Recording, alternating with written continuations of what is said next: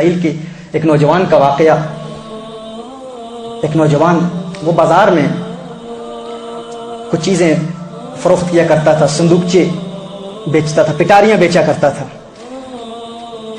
اور پٹاریاں بیچتے ہوئے وہ اس دور کے بادشاہ کے محل کے سامنے پہنچ گیا. بادشاہ کی شہزادی کی کنیز باہر آتی ہے، دیکھتی ہے کہ انتہائی حسین و جمیل نوجوان، انتہائی خوبصورت نوجوان بازار میں پٹاریاں بیچ رہا ہے. وہ فوراً جا کے محل میں جا کر شہزادی کو بتاتی ہے کہ اتنا حسین نوجوان ہے، اس سے زیادہ حسین نوجوان میں نے کہیں نہیں دیکھا. شہزادی کہتی ہے فوراً کسی بہانے سے اسے محل کے اندر لے آؤ.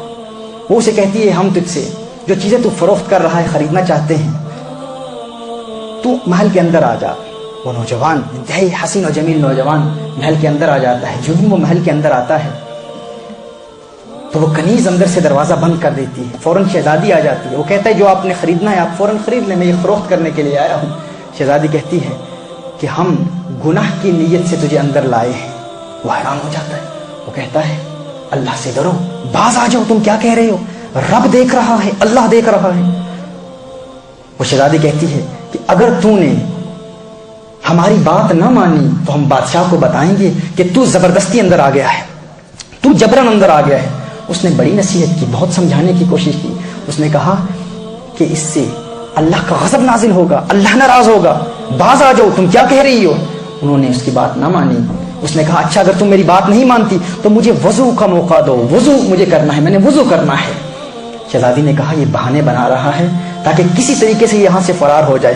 ایسا کرو کہ اس محل کی چھت پر اسے وضو کے لیے جگہ دے دو تاکہ چھت سے یہ کہیں فرار نہ ہو پائے. اسے چھت پر لے جایا جاتا ہے. وہ چھت پر جاتا ہے.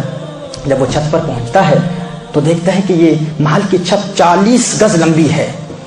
اوپر جا کے کہتا ہے اللہ ہے میرے اللہ، میں نے ساری زندگی گناہوں سے اجتناب کیا، گناہوں سے بچتا رہا. آج یہ شہزادی مجھے گناہ کرنے پر مجبور کر رہی ہے. ہے اللہ مجھے گناہ سے اتنی نفرت ہو چکی ہے کہ میرے اللہ میں اس چھت سے چھلانگ لگانے کو گناہ کرنے پر ترجیح دیتا ہوں، اور میں یہاں سے چھلانگ لگا کر گناہ سے بچنا چاہتا ہوں. اب دیکھیے ایک انسان چھت سے چھلانگ کیوں لگانا چاہتا ہے؟ کیونکہ اسے ترک لذت کی لذت مل چکی ہے، اسے گناہوں کی لذت کو ترک کرنے کی لذت مل چکی ہے. جسے یہ چاشنی مل جائے، جسے یہ کیف و سرور مل جائے، پھر اسے گناہ سے نفرت ہو جاتی ہے. وہ انر فیلنگز، وہ انر ٹرانکویلٹی، وہ پیس آف مائنڈ، وہ پیس آف ہارٹ، وہ سکینہ قلب جب انسان کو مل جائے تو پھر گناہ سے اسے نفرت اتنی ہو جاتی ہے کہ وہ کہتا ہے اللہ اس گناہ سے بہتر ہے کہ میں اس چھت سے چھلانگ. اللہ الرحمن الرحیم پڑھتا ہے، چھت سے چھلانگ لگا کر نیچے گرتا ہے. اللہ ایک فرشتہ آسمان سے بھیجتا ہے جو اس کو اس کے دونوں بازوؤں سے پکڑ کر زمین پہ کھڑا کر دیتا ہے. اس وقت وہ اللہ کی بارگاہ میں عرض کرتا ہے میرے اللہ، ہے میرے اللہ، ہے میرے مالک، یہ تجارت کی وجہ سے اللہ نے حسن دیا تھا نا، اسے حسین و جمیل تھا، اس تجارت کی وجہ سے میں اتنے بڑے امتحان میں آ گیا. ہے اللہ بغیر تجارت کے بھی تو مجھے دولت دے سکتا ہے، مال دے سکتا ہے.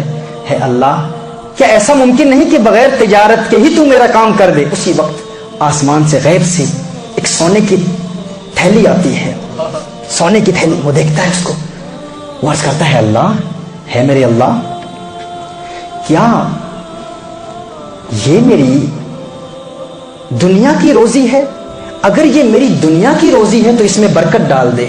لیکن یہ جو آسمان سے تو نے مجھے سونا عطا کیا ہے میرے اللہ، اگر یہ سونا، یہ نعمت جو تو نے مجھے دی ہے، اگر مجھے آخرت کی کسی نعمت سے محروم کر رہی ہے تو یہ مجھے نہیں چاہیے، یہ مجھے نہیں چاہیے.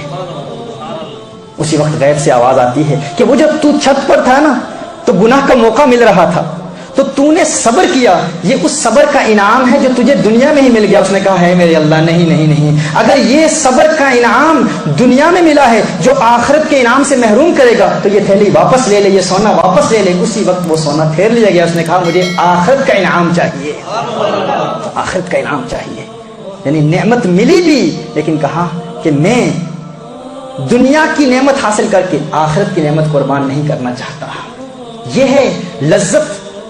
اور گناہ کا موقع ملے اور انسان پھر بھی توبہ کر لے اور انسان گناہ سے بچ جائے، پھر وہ شخص جب عبادت کرتا ہے تو اس کی عبادت کا عالم جدا ہو.